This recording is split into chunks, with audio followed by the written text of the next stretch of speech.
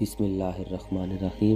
السلام علیکم۔ آج ہم اسلام کے پہلے خلیفہ حضرت ابو بکر صدیق رضی اللہ تعالیٰ عنہ آپ کے بارے میں بات کریں گے، اور اس کا عنوان ہے دودھ سے بھرا پیالہ۔ حضرت سیدنا عبداللہ بن عمر رضی اللہ تعالیٰ عنہ سے روایت ہے کہ اللہ عز و جل کے محبوب صلی اللہ علیہ وآلہ وسلم نے ارشاد فرمایا، میں نے خواب میں دیکھا کہ مجھے دودھ سے بھرا ایک پیالہ پیش کیا گیا۔ میں نے اس سے اتنا پیا کہ پیٹ بھر گیا اور میرے جسم کی تمام رگوں میں دودھ گردش کرنے لگا۔ جو بچ گیا وہ میں نے ابو بکر کو دے دیا۔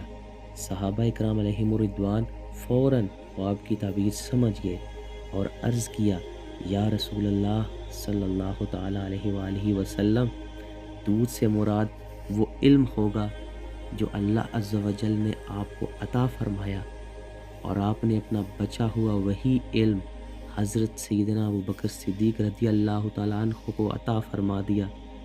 تو آپ صلی اللہ علیہ وآلہ وسلم نے ارشاد فرمایا، آپ نے درست کہا۔